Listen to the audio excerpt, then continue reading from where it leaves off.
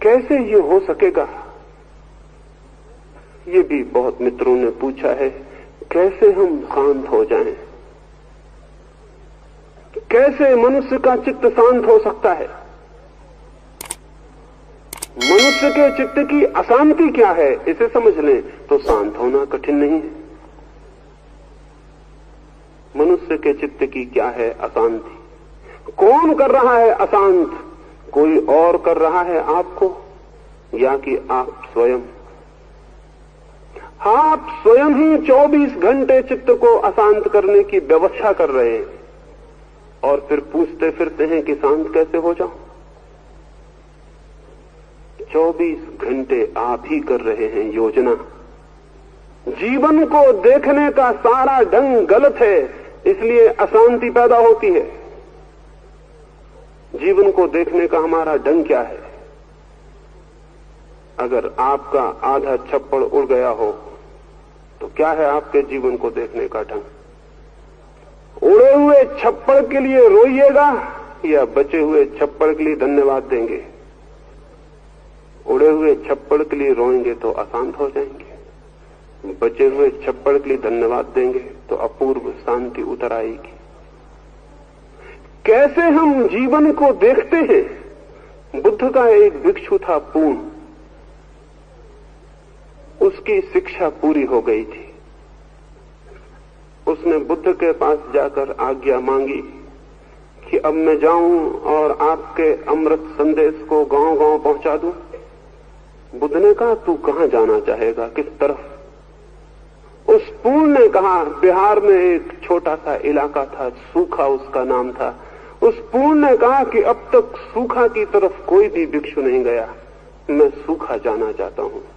बुद्ध ने कहा, छोड़ दे ये इरादा, अब तक कोई नहीं गया, इसी से तुझे सोचना था कि कोई बात जरूर होगी। उस इलाके के लोग बहुत अशिष्ट, बहुत असभ्य, अत्यंत कटु व्यवहार वाले लोग हैं, बहुत हिंसक, बहुत क्रोधी, इसीलिए कोई वहां नहीं गया। पूर्ण ने कहा, तब तो मुझे वहां जाना ही पड़ेगा, उनके लिए ही फिर मेरी जरूरत है। अगर दिए से कोई कहे कि उस तरफ मत जा जहां अंधेरा है, तो दिया क्या कहेगा? मैं न जाऊं उस तरफ जहां अंधेरा है, तो दिया कहेगा फिर मेरी वहां क्या जरूरत जहां सूरज है? मैं वहीं जाऊंगा जहां अंधेरा है।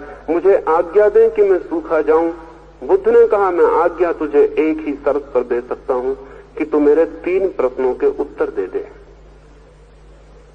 पूर्ण ने कहा, आप पूछें।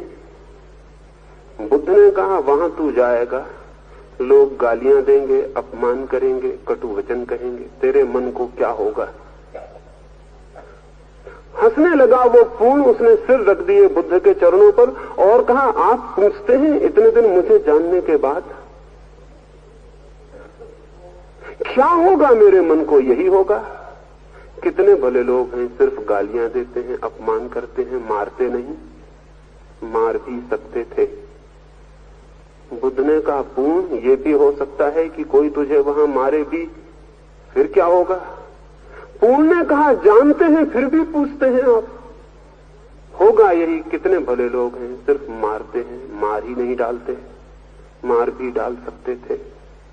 बुद्ध ने कहा, अंतिम बात और पूछ लूं, अगर उन्होंने मार ही डाला तो मरते क्षणों में तुझे क्या होगा? सोच सकते हैं क्या कहा होगा पूर्ण ने? आता है ख्याल कोई? ठीक था कि गाली देते थे तो पूर्ण ने कहा, मार डालेंगे, मारते नहीं, मार डालते नहीं, यही बहुत, यही शुभ है। लेकिन बुद्ध ने कहा, मार ही रहे हैं, तेरी हत्या कर रहे हैं, क्या होगा तेरे मन को? पूर्ण ने कहा, जानते हैं भली भांति आप, फिर भी पूछते हैं, यही होगा। कितने भले लोग हैं, उस जीवन से छुटकारा दिलाए देते जिसमें कोई भूल चूक हो सकती थी। ऐसी दृष्टि का फल है शांति, इससे उल्टी दृष्टि का फल है अशांति। एक आदमी फूलों की बगिया में जाए, गुलाब के फूल के पौधे के पास खड़ा हो, 2 रास्ते हैं, या तो गुलाब के उस पौधे में खिले हुए एक फूल को देख ले, एक फूल बहुत कम है, पत्ते बहुत हैं, कांटे बहुत हैं। ये भी हो सकता है एक फूल न देखे, कांटों की गिनती करे और कहे कि इतने कांटे हैं इस पौधे में। कैसी बुरी है ये दुनिया, इतने कांटे हैं। मुश्किल से खिलता है एक फूल और कांटे ही कांटे, हजार हजार कांटे हैं। कैसी है ये दुनिया, कैसी दुखपूर्ण। वो आदमी अशांत हो जाए, नहीं तो क्या होगा। कोई दूसरा आदमी ये भी देख सकता है कैसी अद्भुत है ये दुनिया, इतने कांटे हैं जहां वहां भी एक फूल खिल पाता है। इतने कांटे हैं जहां इतने कांटों के बीच भी एक फूल खिलता है। कितनी अद्भुत है ये दुनिया, कितनी रहस्यपूर्ण, कितने अनुग्रह के योग, कितना ग्रेटिट्यूड, कितना धन्यवाद करें किसी का। एक आदमी देखने जाए जीवन को तो जीवन में जो जो अंधेरा है उसे गिन सकता है, जीवन में जो जो बुरा है उसकी गणना कर सकता है, जीवन में जो जो दुख है उसकी संख्या को आंकड़ा बांध सकता है। और तब अगर अशांत हो जाए तो जुम्मा किसका होगा। और फिर रोए और चिल्लाए और फिर गूंजे, ढूंढे गुरुओं को और पूछे कि मुझे शांति का रास्ता बताओ। और गुरु भी ऐसे ना समझ कि वे कहें कि राम राम जप तो सब ठीक हो जाएगा, जैसे राम राम न जपने से ये अशांति पैदा हुई हो। ये अशांति पैदा की है इसके जीवन की दृष्टि ने। इसके जीवन की दृष्टि ही भ्रांत और गलत है। इसने गलत को ही चुनने का उपक्रम साध लिया है, इसने व्यर्थ को ही देखने की चेष्टा की है, इसने अंधकार के साथ ही मोह बांध लिया है। इसे प्रकाश दिखाई नहीं पड़ता, इसे फूल दिखाई नहीं पड़ते, इसे प्रेम दिखाई नहीं पड़ता, इसे तो जो भी दिखाई पड़ता है वही रुग्ण कर देता है इसे और अशांत कर देता है। कैसे धार्मिक चित्त को साधेंगे? शांति में खिलता है धार्मिक चित्त। और शांति है जीवन का सम्यक दृष्टिकोण, राइट एटीट्यूड। रोज रोज 24 घंटे में, रोज रोज प्रतिक्षण उस ठीक दृष्टि को, सम्यक दृष्टि को, उस सम्यक दर्शन को, वो ठीक ठीक देखने को निरंतर निरंतर प्रतिक्षण साधना है। प्रतिक्षण, एक क्षण भी छुट्टी देने की सुविधा नहीं है। धार्मिक व्यक्ति को कोई छुट्टी नहीं, कोई हॉलीडे नहीं कि आज छुट्टी दे दें फिर कल साथ लेंगे। एक क्षण भी छुट्टी का अवकाश नहीं है। एक एक क्षण देखते, जागते, समझते, धीरे धीरे वो दृष्टि जो भीतर छिपी है प्रकट होने लगती है। और तब सब बदल जाता है, तब सब बदल जाता है। तब नहीं दिखाई पड़ते कांटे, बल्कि जब दृष्टि पूरी उपलब्ध होती है तो हर कांटा फूल में परिवर्तित हो जाता है और हर अंधकार एक दिया बन जाता है और हर बुरी घटना में किसी शुभ संकेत की सूचना मिल जाती। फिर धीरे धीरे तो सब कुरूपता विलीन हो जाती है, रह जाता है सिर्फ सौंदर्य। सिर्फ सौंदर्य रह जाता है, नहीं रह जाता जीवन में कुछ कुरूप, नहीं रह जाता जीवन में कुछ विकृत। सभी हो जाता है, सभी स्वस्थ और संस्कृत। लेकिन वो दृष्टि पर निर्भर है, वो दृष्टि पर ही निर्भर है कि हम कैसे देखते हैं। तो बहुत जल्दी इस बात की न करें कि आप जल्दी से वस्त्र बदल लें, क्रिया बदल लें, उपवास कर लें। इस सबसे नहीं, खोजें अपनी दृष्टि को कि कहां कहां घाव है मेरे, किन किन घावों से मैं पीड़ित और परेशान हूं। और तब आपको दिखाई पड़ेगा आपने ही अपनी छाती में छुरी मारी है रोज रोज, ये घाव किसी और ने नहीं किए।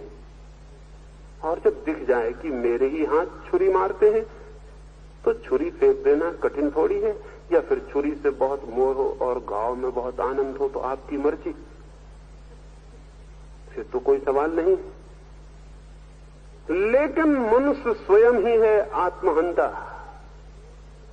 कोई और नहीं। और जब तक इस सत्य की स्पष्ट प्रतीति न हो तब तक आप स्वयं को बदल भी नहीं सकते। एक और मित्र पूछते हैं कि क्या सेवा करना ही पर्याप्त नहीं है? हम सेवा करें तो क्या परमात्मा की उपलब्धि नहीं हो जाएगी?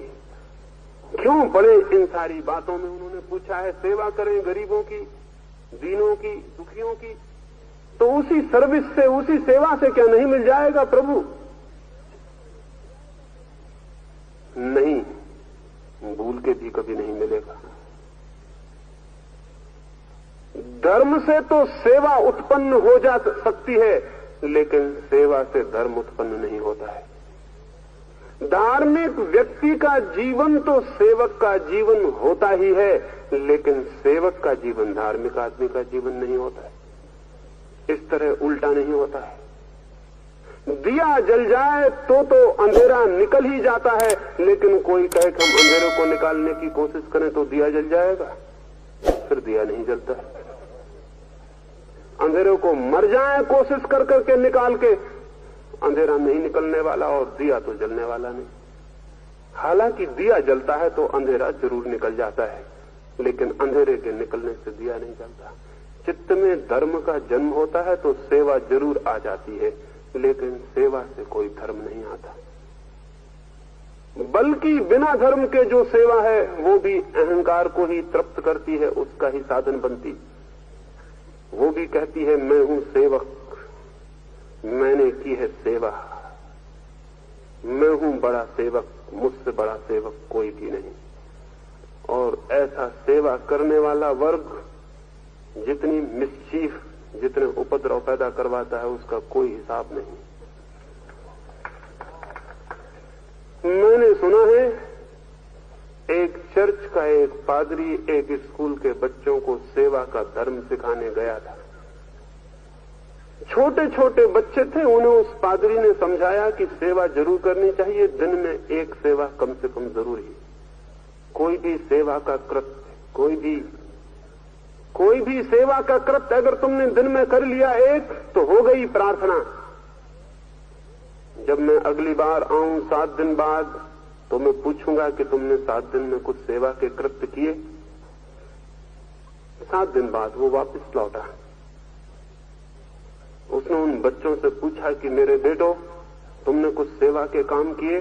3 बच्चों ने हाथ हिलाए। वो बहुत प्रसन्न हुआ कि कोई फिक्र नहीं, 30 में से केवल 3 ने किया, लेकिन किया तो बताओ तुम खड़े होकर, ताकि बाकी बच्चे भी जान लें कि तुमने क्या किया। तुम्हें आनंद मिला सेवा करने से? उन तीनों ने कहा बहुत आनंद मिला, बहुत आनंद मिला। पूछा क्या किया तुमने, कौन सी सेवा की? पहले लड़के को पूछा, उसने कहा मैंने जैसा आपने समझाया था, कोई डूबता आदमी हो तो बचाना चाहिए, कोई बूढ़ा आदमी रास्ता पार करता हो तो सहारा देना चाहिए। मैंने एक बूढ़ी औरत को रास्ता पार करवाया है।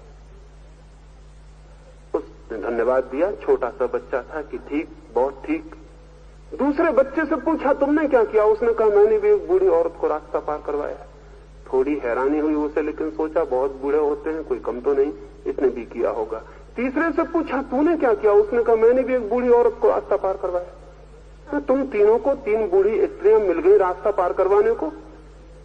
वे तीनों बोले 3 कहां, एक ही थी, हम तीनों ने उसी को पार करवाया है।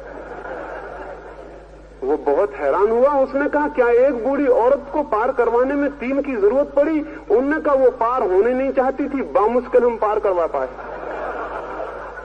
लेकिन सेवा करनी जरूरी थी, इसलिए हमने सेवा की। वो तो बहुत चिल्लाती थी कि मुझको उस तरफ नहीं जाना। आज तक पृथ्वी पर ये सेवा करने वाले ऐसे ही उपद्रव करते रहे, क्योंकि ये सोचते हैं कि हमें तो सेवा करनी है, क्योंकि सेवा करना धर्म है। इसकी फिक्र ही भूल जाते हैं कि क्या कर रहे हैं ये सेवा, कौन सी सेवा हो रही है। जो सेवा जान के की जाती है वो खतरनाक हो जाती है। सेवा निकलनी चाहिए सहज। सेवक सहज नहीं होता, बहुत सेल्फ कॉन्शियस होता है, उसे बहुत एहसास होता है मैं सेवा कर रहा हूं। नहीं, सेवा होनी चाहिए सहज। करने वाले को उसका पता नहीं चलना चाहिए। अगर करने वाले को पता चल गया तो सब सेवा गलत हो गई। अगर ये पता चल गया कि मैं सेवा कर रहा हूं, बात व्यर्थ हो गई। कोई मूल्य न रहा उस सेवा का। लेकिन ऐसी सेवा तो तभी पैदा हो सकती है जब पता न चले उसका, जब चित्त अहंकार से मुक्त होता है और धर्म का जन्म हो जाता है। तब सारा जीवन श्वास श्वास सेवा बन जाती है। लेकिन उस सेवा से कभी भी ये बोध नहीं होता कि मैं सेवक हूं, मैं सेवा कर रहा हूं। फिर वो सेवा जीवन हो जाती है। वैसी सेवा तो धर्म है, लेकिन ये सेवकों की सेवा धर्म नहीं है। इससे धर्म का कोई संबंध नहीं। कुछ और मित्रों ने पूछा है कि धार्मिक होने के लिए नैतिक होना तो कम से कम जरूरी है। आदमी को नैतिक होने की कोशिश तो करनी ही चाहिए, चेष्टा तो करनी चाहिए कि आदमी नैतिक हो जाए, अच्छे काम करे, अच्छी वृत्ति रखे, अच्छा आचरण हो, सत्य बोले, अहिंसक हो, दयालु हो, अपरिग्रही हो। ये तो होना चाहिए, नैतिक तो होना चाहिए। हजारों साल से यही कहा जाता रहा है कि नीति जो है वो धर्म की सीढ़ी है। ये बात 100% झूठ है। नीति धर्म की सीढ़ी नहीं है, नीति धर्म का फूल है, सुगंध है। नीति धर्म की सीढ़ी नहीं, नीति धर्म का परिणाम है। धार्मिक व्यक्ति के जीवन में नैतिकता होती है, लेकिन कोई नैतिक हो जाए तो उसके जीवन में तो नैतिकता भी नहीं होती और धर्म भी नहीं होता। क्योंकि नैतिकता होने की जो चेष्टा है, नैतिक होने का जो प्रयास है, वो इसी बात की खबर है कि आदमी अनैतिक है और अनीति के ऊपर नीति को थोपने में संलग्न है। भीतर हिंसा है, ऊपर से अहिंसा को थोप रहा है। जिसके भीतर हिंसा नहीं है, क्या वो अहिंसक होने की चेष्टा करेगा? जिसके भीतर चोरी नहीं है, क्या वो चोरी से बचने की कोशिश करेगा? जिसके भीतर असत्य नहीं है, क्या वो सत्य को बोलने का प्रयत्न करेगा? असत्य है भीतर और सत्य को बोलने का जो प्रयत्न है वो उस असत्य को नहीं मिटा सकता। केवल ऊपर से सत्य का एक आवरण खड़ा कर देगा, भीतर असत्य रहेगा मौजूद, सप्रेस, दबा हुआ, भीतर छिपा हुआ। ऊपर हो जाएगा सत्य का आचरण और अंतस हो जाएगा एकदम असत्य।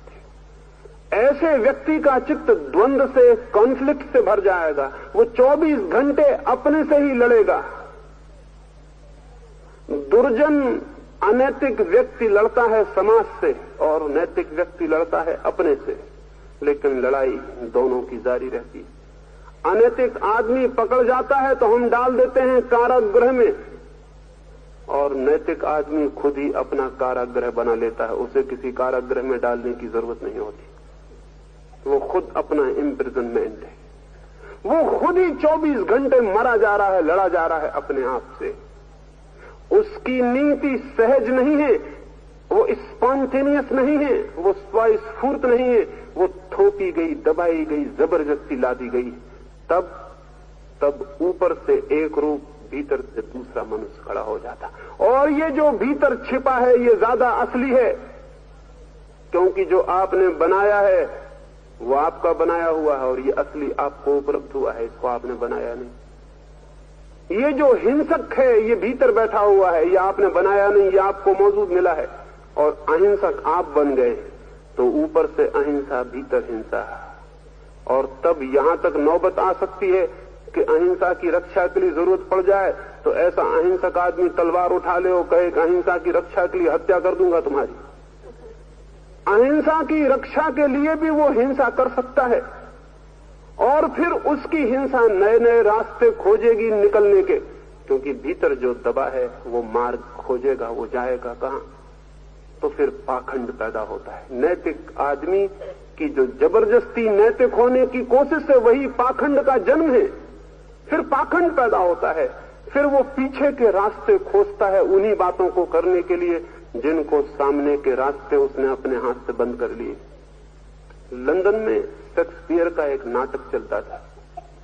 लंदन का जो आर्च प्रीस्ट था, सबसे बड़ा पादरी था, सबसे बड़ा धर्मगुरु था। अनेक लोगों ने आके उससे प्रशंसा की, बहुत अद्भुत नाटक है। हद कुशलता प्रकट की है अभिनेताओं ने। उसके मन में भी लालच हुआ, आखिर पादरी या धर्मगुरु भी तो आदमी ही है, उसके मन में भी रस पैदा होता। उसके मन में रस हुआ कि मैं भी देखूं, लेकिन वो तो निरंतर लोगों को समझाता था कि नाटक, सिनेमा, ये सब क्या है, ये सब व्यर्थ है, इसमें मत जाओ, ये सब पाप है। अब वो खुद जाना चाहे तो कैसे जाए। उसने नाटक के मैनेजर को एक पत्र लिखा, पूछा पत्र में, देखने आना चाहता हूं मैं भी, लेकिन नहीं चाहता कि कोई मुझे देखे। पीछे का कोई दरवाजा नहीं है। नाटक में पीछे का कोई दरवाजा नहीं है कि मैं चुपचाप आ जाऊं और निकल जाऊं, लोग मुझे न देख पाए। बड़ी कृपा होगी अगर पीछे के द्वार कोई हो और मुझे आने की अनुमति मिल जाए। उस थिएटर के मैनेजर ने उसे वापस पत्र लिखा और कहा, ऐसा पीछे का दरवाजा है, पहले तो नहीं था लेकिन बनाना पड़ा, सज्जनों के आने के लिए व्यवस्था करनी पड़ी। और अक्सर धर्मगुरुओं को तो आना ही पड़ता है, इसलिए रास्ता बना लिया है। आप खुशी से आए, बड़ा स्वागत है। लेकिन एक बात बता दूं, ऐसा दरवाजा तो है कि आदमियों को पता नहीं चलेगा कि आप आए हैं, लेकिन ऐसा कोई भी दरवाजा नहीं कि परमात्मा को पता ना चले। फिर आपकी मर्जी। और अगर आप सोचते हो कि परमात्मा पता नहीं है भी या नहीं, तो भी ऐसा कोई दरवाजा नहीं कि आपको खुद पता ना चले, आपको तो पता चलेगा ही। वैसे आप आए, हम स्वागत करते हैं। नैतिक आदमी पीछे का दरवाजा खोजता है, इसलिए नैतिकता के केंद्र पर बने हुए समाज पाखंडी हो जाते हैं, हाइपोक्रेट हो जाते हैं। हमारा ही समाज एक उदाहरण है। 3000 साल से हम नैतिकता की शिक्षा थोप रहे। नैतिकता की शिक्षा चिल्ला चिल्ला के हम परेशान हो गए। पत्थर पत्थर पे हमने खोद दिए हैं सब धर्मवाक्य। आदमी आदमी के दिल पे हमने राम कथा थोप दी। एक एक बच्चे को हमने पिला दिए हैं सब पाठ नैतिकता के, बिल्कुल दूध के साथ। लेकिन आदमी हमारा, ऐसा आदमी जमीन पर मिलना मुश्किल है, इतना अनैतिक आदमी जैसा हमने पैदा किया है। और हम सब एक नाव पर सवार हैं। कोई ऐसा नहीं है कि एक आदमी अनैतिक है, हम सब एक ही नाव पर सवार हैं। इतनी नैतिकता के शिक्षा के बाद ये फल निकला है। ये हमारा समाज। मैंने सुना है एक स्कूल में एक दिन सुबह सुबह ही एक इंस्पेक्टर निरीक्षण के लिए आया। भीतर घुसते ही कक्षा में उसने कहा बच्चों से, निरीक्षण करने को आया हूं, 3 प्रश्न मुझे पूछने हैं। तुम्हारी कक्षा में जो सबसे ज्यादा अग्रणी 3 विद्यार्थी हो वो क्रमशः खड़े हो जाएं। एक एक आता जाए, प्रथम नंबर का विद्यार्थी, फिर द्वितीय, फिर तृतीय, और प्रश्नों को हल कर दे। प्रथम जो उस कक्षा का विद्यार्थी था वो उठा, बोर्ड के पास आया, सवाल लिख दिया गया, उसने उत्तर लिख दिया, अपनी जगह जाके बैठ गया। फिर नंबर 2 का विद्यार्थी आया, उसको भी सवाल दिया गया, उसने भी सवाल हल किया, वो भी अपनी जगह बैठ गया। फिर नंबर 3 का विद्यार्थी उठा, लेकिन 3 नंबर का विद्यार्थी उठते ही थोड़ा झिझक, थोड़ा सकुचाया, पैर भी बढ़ाए तो थोड़े संकोच से। फिर बोर्ड पर आके डरा डरा सा चाक लेके लिखने को था, तभी इंस्पेक्टर को ख्याल आया कि ये लड़का तो वही है जो नंबर 1 आके सवाल हल कर गया था। उसने उसका कान पकड़ा और कहा कि बेईमान, तू धोखा देने की कोशिश कर रहा है क्या? तू वही नहीं जो पहले भी सवाल हल कर गया? तू फिर से कैसे आ गया? उस विद्यार्थी ने कहा, माफ करिए, निश्चित ही मैं वही हूं, लेकिन आज हमारी कक्षा का जो 3रे नंबर का विद्यार्थी है वो क्रिकेट का खेल देखने चला गया और वो मुझसे कह गया मेरी कोई जरूरत पड़ जाए तो, मेरी जगह कुछ काम पड़ जाए तो कर देना। मैं उसकी जगह आया हुआ हूं। उस इंस्पेक्टर ने कहा, हद हो गई, परीक्षा भी किसी की जगह कोई दे सकता है। ये तो बुरी अनैतिक बात है। और विद्यार्थी को उसने डांटा और समझाया कि ऐसी भूल अब कभी मत करना। और तब शिक्षक खड़ा था बोर्ड के पास चुपचाप। इंस्पेक्टर उसकी तरफ मुड़ा और कहा, महाशय, हो सकता था मैं तो न भी पहचान पाता और धोखा हो जाता, लेकिन आप कैसे चुपचाप खड़े देख रहे? आप भी सम्मिलित हैं इस बेईमानी में? उस शिक्षक ने कहा, माफ करिए, मैं इस कक्षा का शिक्षक नहीं हूं, मैं बगल की कक्षा का शिक्षक हूं। इस कक्षा का शिक्षक क्रिकेट का खेल देखने चला गया। वो मुझसे कह गया, जरूरत पड़ जाए तो जरा मेरी क्लास देख लेना। तो मैं उसकी जगह खड़ा हुआ हूं।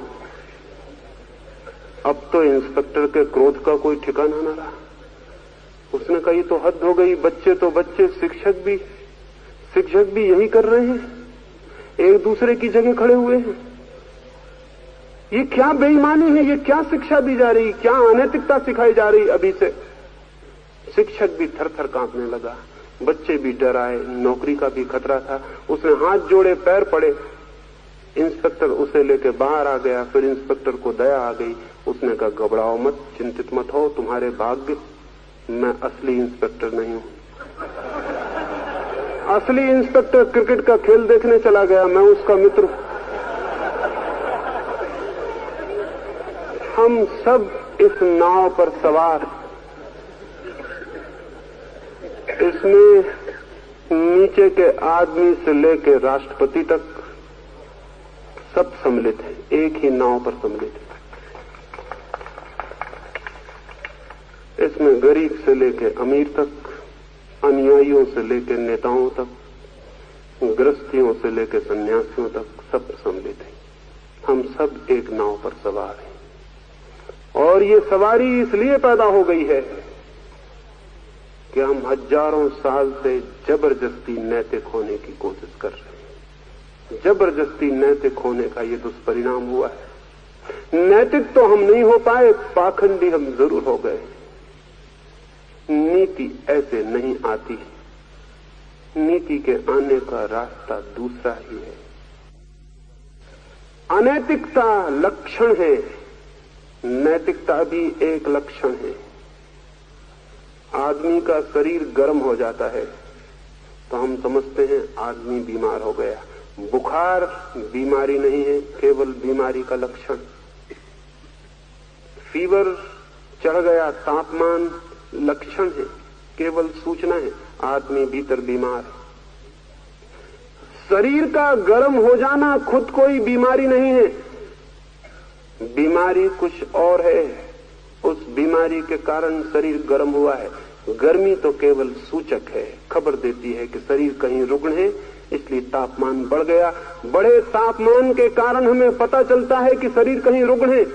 लेकिन अगर हम इस बढ़े हुए तापमान को ही बीमारी समझ लें और आदमी को ठंडे पानी से नहलाने लगे कि इसकी गर्मी उतार दे, मामला खत्म हो जाएगा। गर्मी बीमारी है, बीमारी तो नहीं खत्म होगी, बीमार जरूर खत्म हो जाएगा। लक्षण बीमारियां नहीं होते, लक्षण तो सूचनाएं होते। एक आदमी चोर है, बेईमान है, असत्य बोलता है, हिंसक है, ये सिर्फ लक्षण है, तापमान है। भीतर आदमी की आत्मा अस्वस्थ है, ये उसकी खबरें। इनको बदलने से कुछ भी नहीं हो सकता। ये तो केवल सूचनाएं हैं कि आत्मा अस्वस्थ है, अज्ञान में है। एक ही अस्वास्थ्य है आत्मा का, अज्ञान। अज्ञान के ये लक्षण हैं। अज्ञान होता है भीतर तो बाहर होती है अनैतिकता। अनैतिकता को नहीं मिटाना है, वो तो केवल लक्षण है। मिटाना है अज्ञान को। अज्ञान के मिटते ही अनैतिकता मिट जाती है। और जब भीतर ज्ञान होता है तो बाहर नैतिकता होती है। अज्ञान का लक्षण है अनैतिकता, ज्ञान का लक्षण होती है नैतिकता। भीतर होता है ज्ञान तो जीवन हो जाता है नैतिक। लेकिन हम जड़ों को नहीं देखते, हम पत्तों पर मेहनत करते हैं, इसलिए सारी मेहनत व्यर्थ हो जाती है। एक व्यक्ति ने अपने बचपन का संस्मरण लिखा है। उसने लिखा है, जब मैं छोटा था तो मेरी माँ की एक बहुत बड़ी बगिया थी। उस बगिया में ऐसे सुंदर फूल खिलते थे कि दूर दूर से लोग उन्हें देखने आते और प्रशंसा करते। फिर मेरी माँ बूढ़ी हो गई और बीमार पड़ी। एक बार लंबी बीमारी, कोई महीने भर उसे बिस्तर पर रहना पड़ा। वो बहुत चिंतित थी, बीमारी के लिए नहीं, अपने फूलों के लिए। और मैं अकेला ही उसका लड़का था और छोटी मेरी उम्र थी। फिर मैंने अपनी माँ को कहा, चिंतित मत हो, मैं फूलों की संभाल कर लूंगा, मैं फिक्र कर लूंगा, तुम निश्चिंत रहो, तुम्हारे फूल नहीं मुरझा पाएंगे। और फिर वो युवक दिन रात मेहनत करता रहा, जाके बगिया में एक एक फूल की धूल झाड़ता, एक एक फूल को चूमता, एक एक फूल को प्यार करता। महीने भर बाद जब उसकी माँ उठी तब तक बगिया बर्बाद हो चुकी थी। सब फूल कुमला चुके थे, सब पौधे मरने के करीब आ गए थे, सब पत्ते दीनहीन हो गए थे। उसकी माँ ने देखा तो वो हैरान हो गई। उसने कहा, तू क्या करता था सुबह से सांझ तक? दिन रात तो तू बगिया में रहता था, तूने किया क्या? वो लड़का रोने लगा, उसकी आंख से आंसू टपकने लगे। उसने कहा, मैंने सब कुछ किया, एक एक फूल को चूमा, एक एक फूल को संभाला, एक एक फूल को पानी से नहलाता था। पता नहीं क्या हुआ, ये बगिया तो सूखती चली गई। उसकी माँ हंसने लगी। उसने कहा, पागल, फूलों के प्राण फूलों में नहीं होते, उन जड़ों में होते हैं जो दिखाई नहीं पड़ती। पानी जड़ों को देना पड़ता है, फूलों को नहीं। जड़ों को पानी मिल जाता है, फूल अपने आप युवा बने रहते हैं। और फूलों को जो पानी देगा उसके फूल तो मरेंगे ही, जड़ें भी मर जाएंगी। फूलों को पानी देने से जड़ों को पानी नहीं मिलता, जड़ों को पानी देने से जरूर फूलों को पानी मिल जाता है। लेकिन जड़ें दिखाई नहीं पड़ती, फूल दिखाई पड़ते। आत्मा दिखाई नहीं पड़ती, आचरण दिखाई पड़ता है। आचरण सिर्फ फूल है, आत्मा में जड़ें। जो फूलों को संभालता है, फूल तो उसके मिट ही जाते हैं। और जब फूल नहीं संभल पाते तो फिर बाजार में कागज के, प्लास्टिक के फूल मिलते हैं, उन्हीं को ले आता है, फिर उन्हीं से खुद को सजा लेता है, फिर पाखंड पैदा हो जाता है। आत्मा को संभालना है, शेष सब अपने से संभल जाता है। और शेष सबको जो संभालता है वो शेष सब तो खो ही जाता, आत्मा भी खो जाती है। इसलिए नीति नहीं, धर्म, ताकि नीति का जन्म हो सके। नीति सुगंध है धार्मिक जीवन की। स्वयं को जानना है। अंतिम एक प्रश्न और फिर मैं अपनी चर्चा पूरी करूंगा। कुछ और मित्रों ने पूछा है कि संसार में बहुत दुख, बहुत पीड़ा है। दुख ही दुख है, पीड़ा ही पीड़ा, चिंता ही चिंता, अशांति अशांति। कैसे हम शांत हो सकेंगे इसमें, इस इतने उपद्रव में, इस झंझावात में, इस आंधी में? कैसे संभाल सकेंगे अपने शांति के दिए को? नहीं, ये उन्हें संभव नहीं मालूम पड़ता है। निश्चित ही जीवन में बहुत उपद्रव है, लेकिन इससे कोई फर्क नहीं पड़ता। और जीवन में उपद्रव है इसलिए आप अशांत हैं, ये निदान, ये डायग्नोसिस गलत है। आप अशांत हैं इसलिए जीवन में उपद्रव है।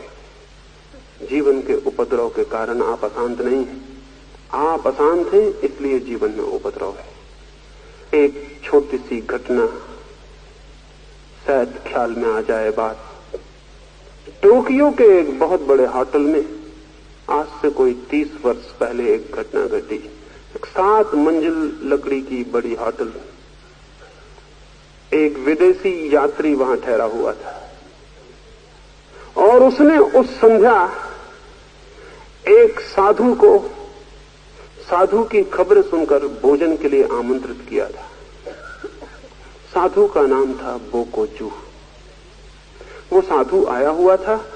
उस विदेशी यात्री ने अपने कुछ 10-25 मित्र भी साथ में बुलाए थे कि भोजन भी करेंगे, उस साधु से कुछ बात भी करेंगे।